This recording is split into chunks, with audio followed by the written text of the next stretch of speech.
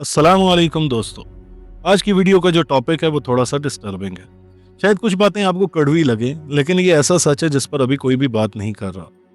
अभी इस वक्त जब आप ये वीडियो देख रहे हैं, आपके सोशल मीडिया फीड पर कोई ना कोई शख्स लाइव बैठा होगा।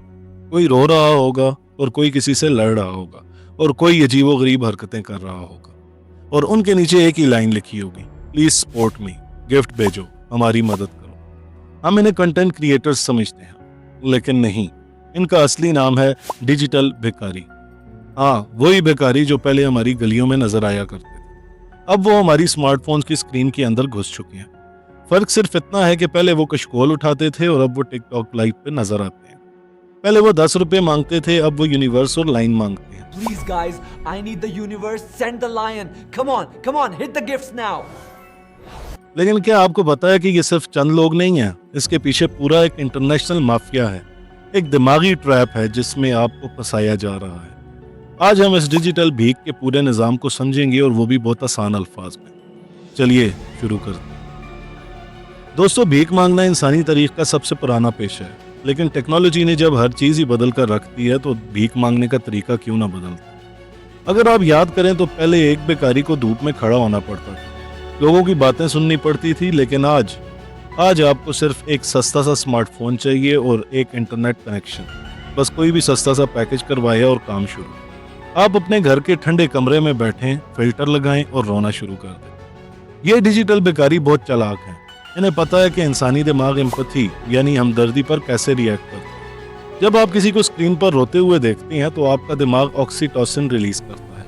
आपको ऐसे लगता है कि आप एक दुखी इंसान की मदद कर रहे हैं, लेकिन असल में आप एक परफॉर्मेंस देख रहे होते हैं। अब आते हैं उस गेम पर जो पर्दे के पीछे चल रही होती है। आपने टिकटॉक पर पीके बैटल जरूर देखी होंगी। दो लोग बैठे हैं, एक दूसरे को गालियां दे रहे हैं या अजीब चैलेंजेस कर रहे हैं, और लोग नीचे से धड़ाधड़ गिफ्ट बेच रहे हैं। क्या आपको लगता है कि ये लोग अकेले काम कर रहे हैं? बिल्कुल नहीं। रिसर्च बताती है कि बहुत से ममालिक में, खास तौर पर पाकिस्तान और मिडल ईस्ट में, बाकायदा एजेंसीज बनी हुई हैं। ये एजेंसीज क्या करती हैं? ये गरीब लोगों को, मजदूरों को या उन लोगों को जिनकी शक्ल पर लाचारी नजर आए, उन्हें हायर करती हैं। उन्हें फोन्स दिए जाते हैं, उन्हें बाकायदा ट्रेनिंग दी जाती है कि स्क्रीन पर रोना कैसे है, लोगों को इमोशनल ब्लैकमेल कैसे करना है। और सुनिए, जब आप 1000 रुपए का गिफ्ट बेचते हैं तो उस बेकारी को पूरे पैसे नहीं मिलते। तकरीबन 50 से 70% टिकटॉक खुद रख लेता है। बाकी बचे हुए पैसों में से एक हिस्सा वो एजेंसी ले जाती है और उस गरीब शख्स के हाथ में चंद रुपए आते हैं। तो असल में आप किसी गरीब की मदद नहीं कर रहे, आप टिकटॉक और उन एजेंसीज को मजीद अमीर बना रहे हैं। अब सवाल ये पैदा होता है कि हम लोग इन्हें पैसे देते क्यों हैं? हम इतने बेवकूफ कैसे बन जाते हैं? इसके पीछे एक साइकोलॉजिकल टर्म है, द सेवियर कॉम्प्लेक्स। जब हम किसी को ऑनलाइन गिफ्ट्स भेजते हैं तो तब स्क्रीन पर हमारा नाम चमकता है। उमर ने लाइन भेजा, अहमद ने रोज भेजा। वो डिजिटल बेकारी हमारा नाम लेकर चीखता है, हमारी तारीफ करता है। उस वक्त हमारे ईगो को बहुत सुकून मिलता है। हमें लगता है कि हम कोई बहुत बड़े मसीहा हैं जो लोगों की मदद कर रहे हैं। लेकिन हकीकत में आप सिर्फ एक डिजिटल सर्कस का हिस्सा हैं। आपने एक ऐसे इंसान को पैसे दिए जो कोशिश करता तो कोई काम कर सकता था, लेकिन उसने लाचारी बेचना ज्यादा आसान समझा। इससे हमारी कौम में वर्क एथिक खत्म होता जा रहा है। नौजवान सोच रहे हैं कि पढ़ने लिखने की क्या जरूरत है, जब लाइव आकर रोने से ज्यादा पैसे मिल जाते हैं। दोस्तों, हो सकता है आप में से कुछ लोग ये सोच रहे हों कि ये सिर्फ स्पेकुलेशंस हैं।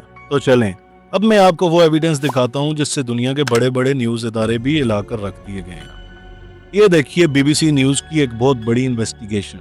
इस इन्वेस्टिगेशन ने ये एक्सपोज किया कि सीरिया के रेफ्यूजी कैंप्स में छोटे छोटे बच्चों को लाइन में खड़ा करके 12-12 घंटे लाइव बिठाया जाता था। ये बच्चे क्या बोलते थे? Please like, please share, please gift.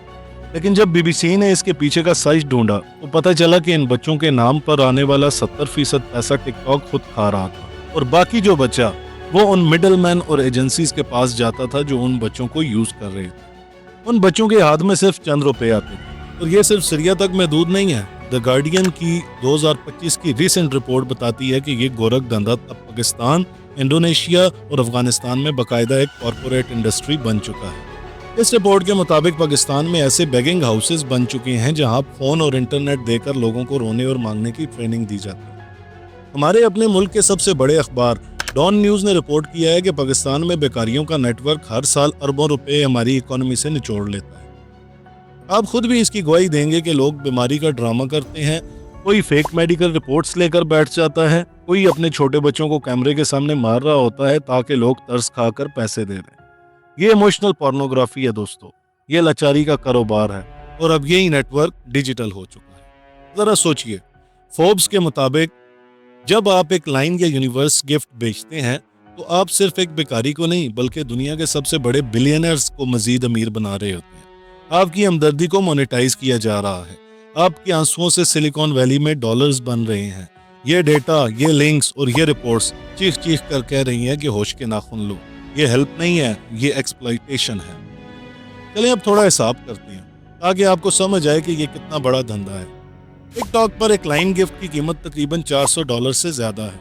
जब आप ये गिफ्ट बेचते हैं तो गूगल या एप्पल अपना 30% काट लेता है, फिर टिकटॉक अपना 50% कट रखता है। सोचिए, आपने अपनी मेहनत की कमाई के 1 लाख रुपए भेजे, लेकिन उस जरूरतमंद तक सिर्फ 20 से 25 हजार पहुंचे।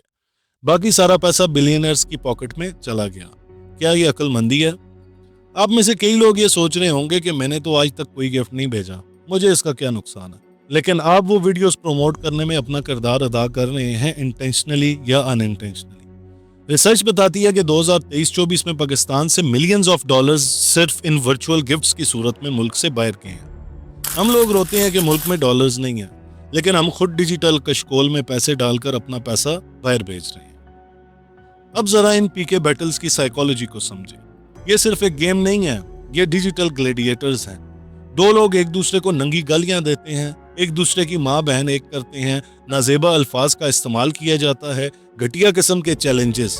क्यों? ताकि उनके सपोर्टर्स का ईगो हर्ट हो और वो गुस्से में मजीद गिफ्ट्स भेजें। ये आर्टिफिशियल कन्फ्लिक्ट जनरेट किया जाता है। इन दोनों बेकारियों ने स्ट्रीम से पहले शायद डिसाइड किया होता है कि आज हमने ये ड्रामा करना है, और हम लोग स्क्रीन के सामने बैठकर उनके स्क्रिप्ट का हिस्सा बन जाते हैं। ये दुनिया का सबसे बड़ा सोशल एक्सपेरिमेंट है जहां आपको एक दूसरे से लड़ाकर पैसे कमाए जा रहे हैं।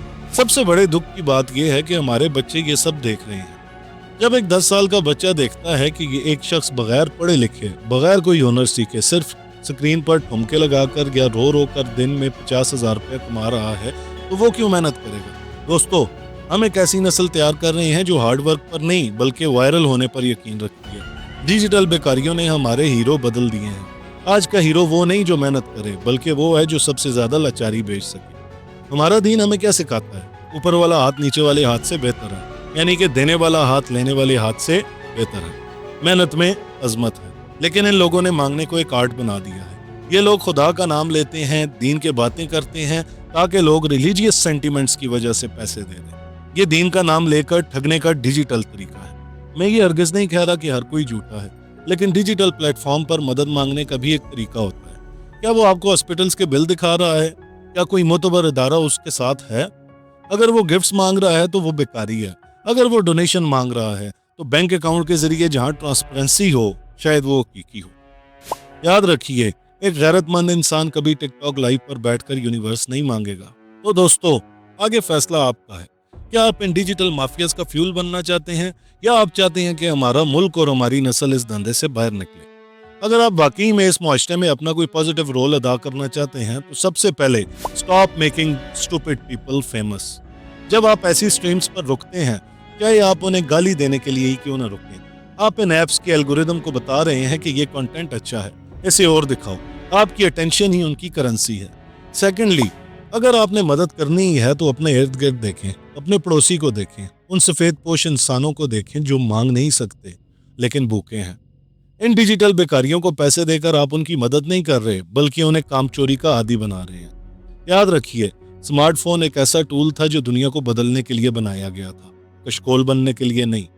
इस वीडियो को ख़त्म करने से पहले मैं सिर्फ इतना कहूँगा, अगली बार जब आप किसी लाइव स्ट्रीम पर रुकें और आपका दिल करे चलो इसकी मदद कर देते हैं, या कोई लाइन और यूनिवर्स मांगता नजर आए, तो 1 सेकंड के लिए रुककर सोचिए, क्या आप मदद कर रहे हैं या आप एक और डिजिटल बेकारी को जन्म दे रहे हैं?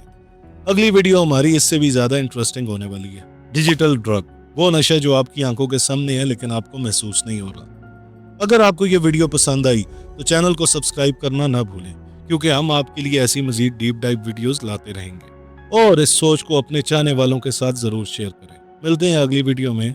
अल्लाह हाफिज़।